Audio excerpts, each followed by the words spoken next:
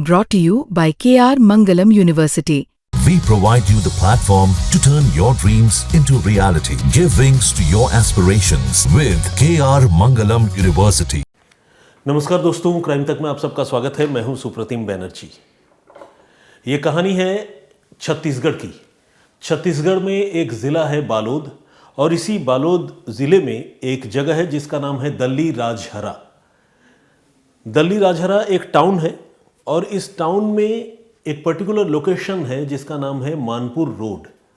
Manpur road में भगवान बजरंगबली का एक मंदिर है, और इसी मंदिर के सामने 22 मार्च 2025 को, यानी इसी साल की बात है ये, एक रोड एक्सीडेंट होता है। इस रोड एक्सीडेंट में कोई अज्ञात वाहन, कोई गुमनाम व्हीकल, गाड़ी, स्कूटी सवार दो महिलाओं को हिट कर देता है। और जब ये दो महिलाओं के स्कूटी के साथ उस गाड़ी की टक्कर होती है तो ये दोनों महिलाएं छिटक कर सड़क पर गिरती हैं, और फिर उन्हें बहुत घातक चोटें आती हैं। इस दुर्घटना को होते हुए किसी ने नहीं देखा था, ये भी एक चांस की बात थी। लेकिन दुर्घटना हो जाने के बाद शाम को 4:30 बजे के आसपास लोगों ने देखा कि एक स्कूटी सड़क पर गिरी पड़ी है और दो महिलाएं लहूलुहान हालत में वहाँ मौके पर पड़ी हुई हैं। तो लोगों ने जब ये मंजर देखा तो लोगों को ये समझने में देर नहीं लगी कि मामला एक्सीडेंट का ही है, क्योंकि जो सीन ऑफ क्राइम था वो पूरी तरह से इसी बात की तरफ इंडिकेट कर रहा था। लोगों ने फ़ौरन इन महिलाओं की मदद की, उन्हें अस्पताल भिजवाया और पुलिस को भी इन्फॉर्म किया। इस बीच पुलिस ने छानबीन शुरू की तो महिलाओं की पहचान भी क्लियर हुई। एक महिला का नाम था वर्खा वासनिक, जबकि दूसरी उनकी साथी थी मथुरा मांडवी। मगर दुर्भाग्य की बात यह थी कि वर्खा वासनिक जो है वो अस्पताल लाए जाने से पहले ही स्वर्ग सिधार चुकी थी, उनकी मृत्यु हो गई थी। यानी रोड एक्सीडेंट का एक ऐसा मामला जिसमें एक महिला की मौत हो गई, जबकि दूसरी महिला जीवित रही, लेकिन उनकी भी हालत बहुत नाजुक, क्योंकि उनको भी बड़ी गंभीर चोटें आई हुई थी।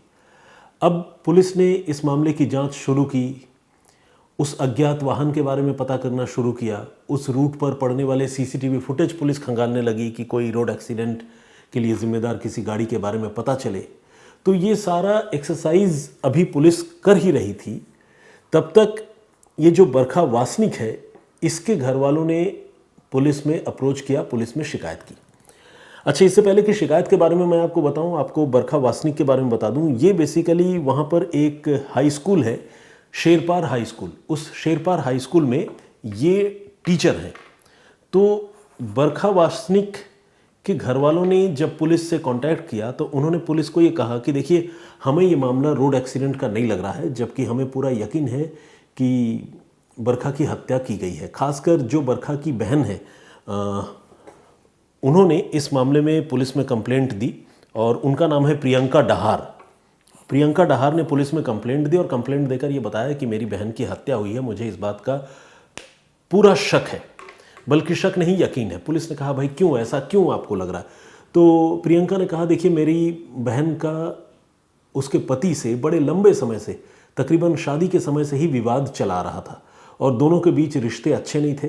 तलाक का मुकदमा जो है वो अदालत में भी था, लेकिन उस पर अभी फैसला नहीं आ सका था, और दोनों के बीच में बड़ी तीखी लड़ाइयाँ हुआ करती थी, और कई बार मेरे बहनोई ने मेरी बहन की हत्या करने की धमकी भी दी थी। तो मुझे पूरा यकीन है कि इस घटना के पीछे ज़रूर मेरे बहनोई का ही हाथ है। तो पुलिस को एक जानकारी तो मिली, लेकिन अभी पुलिस इस मामले को इसी एंगल में इन्वेस्टिगेट करने की अभी तैयारी कर रही थी। पुलिस अभी सोच रही थी कि हाँ, अगर एक्सीडेंट का नहीं, मान लीजिए मर्डर का मामला है, तो कैसे वो इस मामले की जांच आगे बढ़ाए। क्या सीधे वर्खा के पति को जाकर गिरफ्तार कर ले या उसे पूछताछ के लिए बुलाए? पुलिस अभी इन सारी चीज़ों के बारे में सोच रही थी। लेकिन जो प्रियंका थी और जो वर्खा के घर के दूसरे लोग थे, वो इस मामले में बहुत बेचैन थे।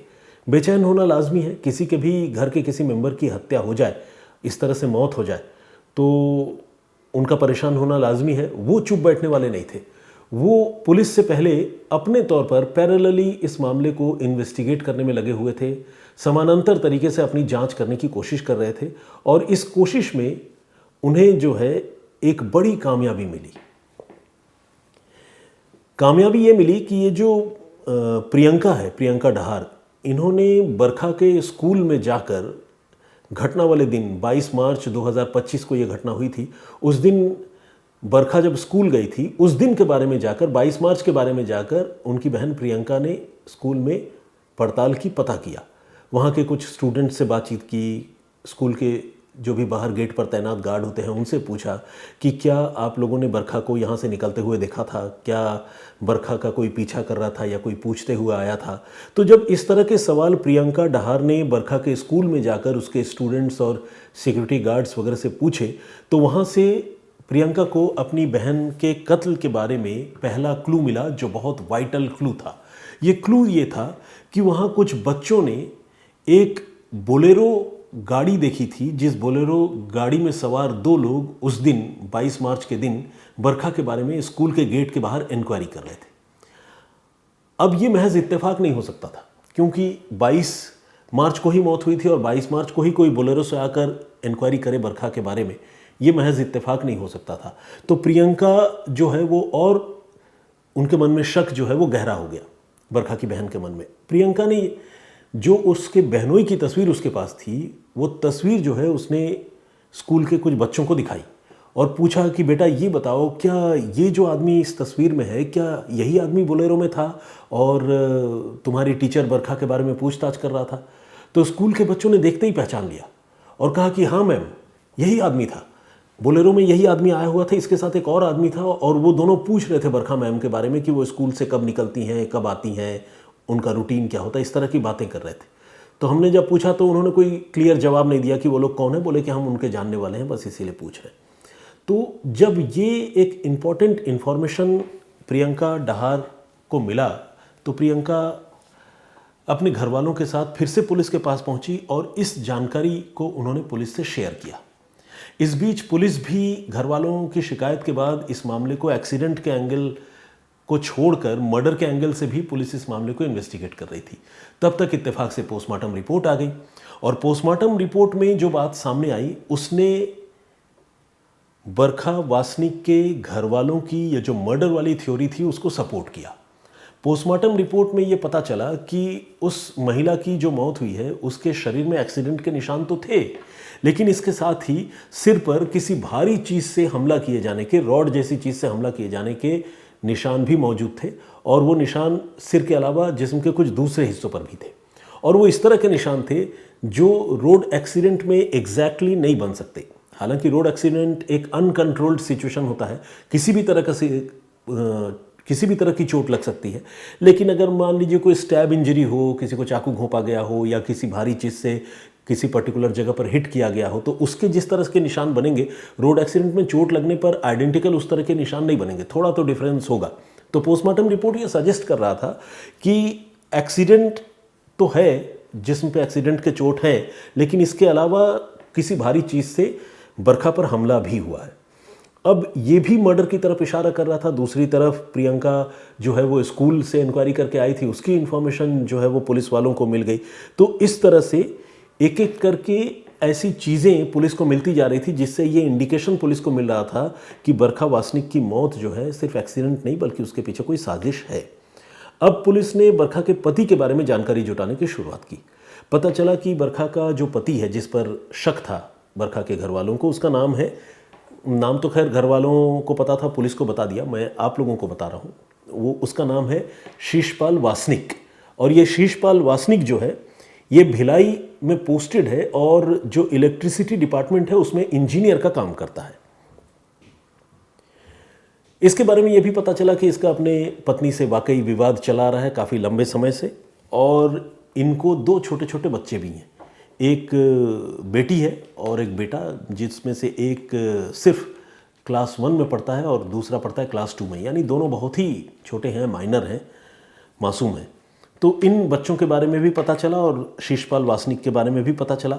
अब पुलिस शीशपाल वासनिक को गिरफ्तार करने से पहले अपने लेवल पर थोड़ा और इन्वेस्टिगेट करना चाहती थी। पुलिस ने शीशपाल के मोबाइल फ़ोन के नंबर हासिल किए। 2 मोबाइल फ़ोन शीशपाल यूज़ करता था और उन दोनों मोबाइल फ़ोन के कॉल डिटेल रिकॉर्ड निकलवाकर पुलिस ने उसकी भी जांच की।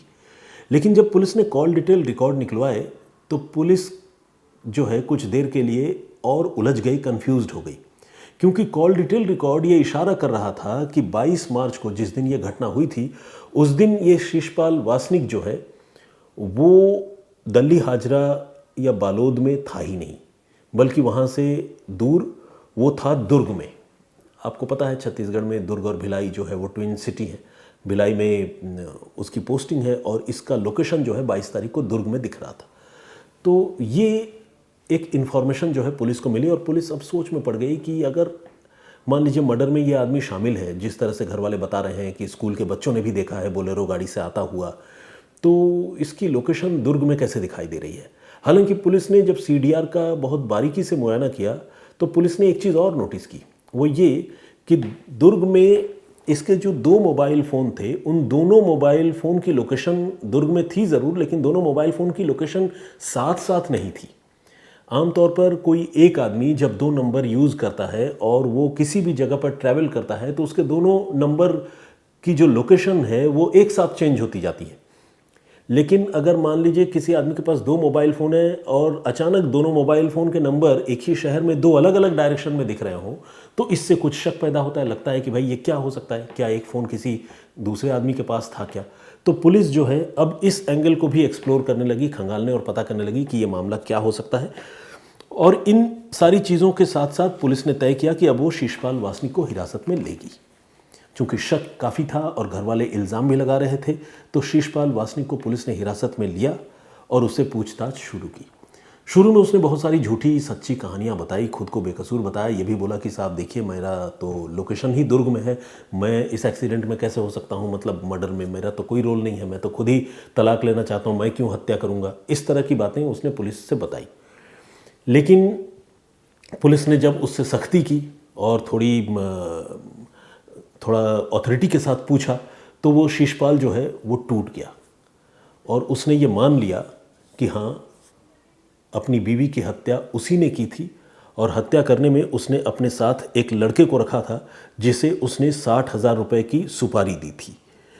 इस लड़के के साथ ये तय हुआ था कि दोनों मिलकर हत्या करेंगे और जब हत्या का काम पूरा हो जाएगा वो उस लड़के को 60,000 रुपये देंगे। तो कुछ पैसे एडवांस के तौर पर भी दिए गए थे। इस लड़के का नाम है कयामुद्दीन। ये कयामुद्दीन जो है ये भिलाई का ही रहने वाला है और इसकी उम्र महज 24 साल है। लेकिन 24 साल की उम्र में वो सुपारी किलर बन गया और उसने शिशपाल वासनिक की पत्नी की हत्या करने के लिए 60,000 रुपये ले लिए। तय ये हुआ कि वो अपनी बोलेरो लेकर आएगा और बरखा वासनिक जब स्कूल से बाहर आएंगी तो बरखा को उस बोलेरो से हिट करके उसकी जान ले लेगा। इसी प्लानिंग के तहत 22 मार्च को दोनों बोलेरो लेकर वही दल्ली हाजरा और शेरपुर स्कूल के आसपास, मतलब शेरपार स्कूल के आसपास घूमते रहे। शेरपार स्कूल में जाकर उन्होंने एक बार पता भी किया कि टीचर कब निकलती हैं, छुट्टी कब होता है। बेसिकली वो रेकी करके पूरी तैयारी करके एक पर्टिकुलर लोकेशन पे खड़ा होना चाहते थे, ऐसी लोकेशन पे खड़ा होना चाहते थे जहाँ पर एक्सीडेंट होता हुआ किसी को नज़र ना आए, क्योंकि अगर पब्लिक देख ही लेगी तो फिर पकड़े जाएंगे। तो इसीलिए वो सुनसान जगह पर खड़ा होना चाहते थे। इस कड़ी में उनको मानपुर रोड में वो जो मैंने आपको मंदिर के बारे में बताया था, उस मंदिर के पास वाली जगह इनको सबसे सटीक और सबसे सही लगी। उस जगह पर ये लोग पहले से प्लानिंग करके खड़े हो गए। तकरीबन समझ लीजिए 3:45 बजे के आसपास ही खड़े हो गए शाम को। और 4:15 बजे जब स्कूल से छुट्टी होने के बाद ये टीचर अपनी एक कलीग के साथ, मथुरा मांडवी के साथ वहाँ से स्कूल से निकली और निकलने के बाद जब ये उसी मानपुर रोड से गुजर रही थी तो इन्होंने अननोइंगली उस बोलेरो गाड़ी को ओवरटेक किया। अब ये बोलेरो वाला इंतज़ार ही कर रहा था कि ओवरटेक करे, ये उसी इलाके में मंडरा रहे थे, इंतज़ार कर रहे थे। जैसे ही ओवरटेक किया बोलेरो ने उस स्कूटी को पूरी ताकत से, मतलब पूरे एक्सीलेटर में फुल पाँव रख के हिट किया। हिट करने का ये हुआ कि दोनों महिलाएं छिटक कर उसी सड़क पर दूर अलग अलग दिशाओं में जाकर गिरी और दोनों को बड़ी घातक चोटें आई। इत्तेफाक से ये एक्सीडेंट होते हुए किसी ने देखा नहीं, या फिर अगर ये कहें कि देखा भी लेकिन कोई तब तक पुलिस के सामने नहीं आया था या नहीं आया अब तक, तो ये भी गलत नहीं होगा। तो एक्सीडेंट होते हुए किसी ने नहीं देखा। अब इनका तो टारगेट जो है बरखा वासनिक थी। मथुरा मांडवी नाम की जो टीचर है वो तो जिसे कहते हैं ना कि बेवजह फंस गई, कोई लेना देना ही नहीं था। तो इन लोगों ने लेकिन मथुरा मांडवी को जख्मी हालत में ही छोड़ दिया और बरखा वासनिक के सिर पर इस लड़के ने, कयामुद्दीन ने और उसके पति ने मिलकर लोहे के रॉड से सिर पर और पीठ पर घातक वार किए। एक तो एक्सीडेंट, जख्म और चोट से तड़पती महिला और उसको राहत की जगह उसके ऊपर घातक वार। तो इस तरह से इन्होंने बरखा वासनिक की हत्या कर दी दोनों ने मिलकर, और दोनों वहाँ से फरार हो गए। पुलिस की पूछताछ में पहले वासनिक गिरफ्तार हुआ और उसकी निशानदेही पर कयामुद्दीन को भी पुलिस ने अरेस्ट किया, और जब दोनों से पूछताछ हुई तो दोनों ने बिल्कुल यही कहानी बताई जो उन्होंने अंजाम दी थी। अब पुलिस ने पूछा कि भाई मतलब क्यों ऐसा किया और ये प्लानिंग कैसे की, और अगर तुमने खुद हत्या की 22 मार्च 2025 को, तो फिर तुम्हारे मोबाइल फ़ोन की लोकेशन दुर्ग में कैसे नज़र आ रही थी। तो इसने जो कहानी बताई वो सुनकर पुलिस वालों का भी दिमाग चकरा गया। इसने कत्ल करने के लिए भयानक प्लानिंग की थी, पूरी ठंडे दिमाग से साजिश रची थी, और आपको जानकर हैरानी होगी वो ये प्लानिंग काफ़ी दिनों से कर रहा था। इसी प्लानिंग के चक्कर में उसने कम से कम 150 क्राइम के एपिसोड्स, क्राइम सीरियल के एपिसोड्स उसने देख डाले, और वो दिमाग लगाता रहा कि कैसे वो इस क्राइम को, इस मर्डर को अंजाम दे कि वो कभी पकड़ा न जाए। इसी प्लानिंग के तहत उसने एक्सीडेंट से अपने पत्नी की हत्या करने का फैसला किया, मतलब उसको एक्सीडेंट का रूप देने का फैसला किया, और दूसरा उसने मोबाइल फ़ोन से पुलिस को गुमराह करने की साजिश रची। जैसा कि मैंने आपको बताया उसके पास 2 मोबाइल फ़ोन हैं, तो एक मोबाइल फ़ोन उसने अपने ऑफिस में काम करने वाले एक ऑफिस असिस्टेंट जिसका नाम है राहुल रात्रे, उसको दे दिया, और वो दुर्ग में रहता था। तो उससे कहा कि तुम ये फ़ोन लेकर जाओ, और उसको कुछ नंबर्स भी दिए, बोले कि इस नंबर पर तुम बात कर लेना, इन नंबरों पे मेरे जानने वाले दोस्त हैं, और छोटी मोटी बात कर लेना फ़ोन लगाकर 22 तारीख को। तो ये जो है जिम्मेदारी उसने राहुल रात्रे को दी। राहुल रात्रे को इसके बारे में तब तक तो नहीं पता था, और ये फ़ोन, अपना फ़ोन उसने राहुल को 21 मार्च को, यानी जब मर्डर करना था उसके एक दिन पहले ही दे दिया था, ताकि फ़ोन की लोकेशन जो है वो दुर्ग में नज़र आए। दूसरा फ़ोन उसने अपने ऑफिस के ही एक ड्राइवर को दिया, वो भी दुर्ग में रहता है, और उस ड्राइवर से भी, उसको भी एक लिस्ट दी नंबरों की, और कहा कि इन नंबरों पर तुम बात करना, और मेरा फ़ोन जो है तुम 22 तारीख को अपने पास रखना, बाद में लाकर मुझे दे देना। तो ये दोनों मोबाइल फ़ोन लेकर गए। अब दोनों साथ साथ तो रहते नहीं, तो दोनों अलग अलग दिशाओं में दुर्ग में गए। मोबाइल फ़ोन लेकर थे दुर्ग में ही, लेकिन मोबाइल फ़ोन के टावर्स जो है वो अलग अलग रिफ्लेक्ट हो रहे थे, दिख रहे थे, और इन्हीं जगहों पर उन्होंने मोबाइल फ़ोन से जो है अलग अलग लोगों से बातचीत भी की। एक तरह से देखा जाए तो सबूत जो है, झूठे सबूत अपनी बेगुनाही के शिशपाल वासनिक ने इन दोनों लोगों के ज़रिए जो है वो क्रिएट करवाए। लेकिन उन झूठे सबूतों में भी एक गलती हुई। गलती ये हुई कि दोनों के मोबाइल फ़ोन की लोकेशन बिल्कुल साथ साथ नहीं थी, बल्कि अलग अलग दिख रही थी। बेशक दुर्ग में थी, तो सीन ऑफ क्राइम यानी जहाँ पर मर्डर हुआ, दल्ली राजहरा, वहाँ पर तो मोबाइल फ़ोन नहीं थे, ये बात एक प्रूवन है। लेकिन दूसरी तरफ जहाँ पर मोबाइल फ़ोन थे वहाँ पर वो बाइफरकेटेड थे, यानी 2 अलग अलग दिशाओं में नज़र आ रहे थे। तो इसके बारे में जब पूछा, तो जब गिरफ्तार हो गए, कत्ल की बात जब कबूल कर ली, तो ये जो प्लानिंग की थी मोबाइल फ़ोन से बेवकूफ़ बनाने की, उसके बारे में भी इस आदमी ने सब कुछ पुलिस को बताया। इसके बाद पुलिस ने इसके मोबाइल फ़ोन की हिस्ट्री और गूगल की हिस्ट्री, ये सारी चीज़ें सर्च की, तो पता चला कि बहुत दिनों से ये मर्डर की पूरी प्लानिंग रच रहा था, और सोशल मीडिया पर भी ये, और मतलब इंटरनेट पर भी जो है ये कत्ल करने और उससे बचने छिपने के तरीके, सुराग मिटाने के तरीके, सबूत मिटाने के तरीके, ये सब ढूंढ रहा था। तो खैर इस केस को पुलिस ने सॉल्व तो कर लिया। घर वालों ने बड़ी प्रोएक्टिवली इस मामले में पुलिस की मदद की, और पुलिस ने भी उसको, जिसे कहते हैं, पॉजिटिवली लिया। कई बार पुलिस ईगो में लेती है कि भाई हम इन्वेस्टिगेटर हैं, आप हमें क्यों जानकारी दे रहे हैं, ऐसा भी होता है, हमने देखा है। लेकिन इस मामले में पुलिस ने उसको प्रोएक्टिवली लिया, और बालोद छत्तीसगढ़ की पुलिस ने इस केस को सक्सेसफुली क्रैक कर लिया। पूरा एपिसोड, पूरा घटनाक्रम अपने आप में बेहद दुखद है, लेकिन मुझे सबसे ज़्यादा दुख उन 2 छोटे बच्चों के लिए है जिनको कभी बाप का प्यार नहीं मिला, क्योंकि पत्नी और पति के बीच में लड़ाई थी, और पति पत्नी के बीच में जब लड़ाई होती है तो बच्चे तो पिसते ही हैं, और इस मामले में बच्चे ज़्यादा पिसे क्योंकि वो पत्नी के पास रहते थे। तो पति जो है वो अपने बच्चों को भी नापसंद करता था। तो बाप का प्यार तो मिला नहीं, एक माँ का प्यार मिल रहा था, लेकिन उस माँ की भी ज़िंदगी छीन ली बाप ने। तो कुल मिलाकर ये थी पूरी कहानी, जो अपने आप में बहुत दुखद, बहुत दर्दनाक थी। और इस मामले में जो बरखा वासनिक के घर वाले हैं और जो बालोद छत्तीसगढ़ की पुलिस है, उनके इन्वेस्टिगेशन की तारीफ़ करनी होगी, जिन्होंने इतने कॉम्प्लिकेटेड मामले, जिसमें इतने सारे बनावटी सबूत बनाए गए थे, इकट्ठा किए गए थे, उन सारे सबूतों को दरकिनार कर उन्होंने सही स्टोरी को फिल्टर करके निकाला और गुनहगारों को गिरफ्तार कर लिया। तो thanks to Balod police and the family member of Barkha Wasnik. आज की कहानी इतनी ही। इस पूरे घटनाक्रम पर आपका नज़रिया क्या है, क्या आप सोचते हैं, प्लीज़ हमें कमेंट करके ज़रूर बताइएगा। जो प्रीवियस स्टोरी मैंने आप लोगों को सुनाई थी उसमें हमने आपको बताया था कि किस तरह से एक ऐसे पुरुष की लाश जिसके जिस्म पर महिलाओं के कपड़े थे और जेवर वगैरह थे, उस केस का जब खुलासा हुआ तो एक बड़ी ही शॉकिंग कहानी उस मर्डर के पीछे सामने आई। उस घटना पर मैंने आप लोगों के लिए वो स्टोरी जो है मैं लेकर आया था। आप लोगों ने वो स्टोरी देखी और बहुत सारे लोगों ने उस स्टोरी पर कमेंट किया है। आइए उनमें से कुछ कमेंट्स पढ़ता हूँ और कुछ लोगों के नाम भी पढ़ता हूँ जो कि हमारे इस प्रोग्राम की परिपाटी है। तो सबसे पहले मेरी आंखों के सामने जो कमेंट है वो अभिनंदन कुमार का है। उन्होंने कहा है कि अपनी स्वार्थ पूर्ति में लोग जब बेगुनाह लोगों की भी हत्याएं कर देते हैं तो इस तरह की घटनाएं सुनकर रूह कांप जाती है और मतलब बहुत उनको हैरानी होती है, दुख भी होता है। बिल्कुल आपकी बात सही है। कनकलता जोशी जी ने भी कमेंट किया है कि आश्चर्य की बात यह कि लाश इतनी जल गई कि महिला पुरुष न जाना जा सके लेकिन कपड़े नहीं जले। नहीं कनकलता जी, एग्जैक्टली ऐसा नहीं है। अगर महिला पुरुष नहीं जाने जाते तो फिर पोस्टमार्टम से कैसे पता चलता? लाश इतनी नहीं जली थी, कपड़े भी अधजले थे, लेकिन लाश जब जलती है ना तो वो डिसफिगर्ड तो हो ही जाता है। अब जैसे मान लीजिए सिर अगर जले तो बाल सारे जल जाएंगे। एक महिला की सबसे इंपॉर्टेंट आइडेंटिटी आमतौर पर जो बाहर से दिखती है वो सिर के बाल होते हैं, लंबे बाल होते हैं, तो सारे बाल जल गए तो महिला पुरुष का भेद एक तरह से खत्म हो जाएगा। ऊपर से जब अधजले हुए महिला के कपड़े किसी के जिस्म पे दिखते हैं तो आदमी एक प्रिज्यूम भी कर लेता है ना कि महिला ही है, क्योंकि कौन ऐसा सोचता है कि किसी कत्ल के पीछे इतनी भयानक साजिश होगी कि कत्ल करने से पहले किसी को महिलाओं के कपड़े पहनाए जाए। मतलब वो तो एक अनयूजुअल चीज़ है।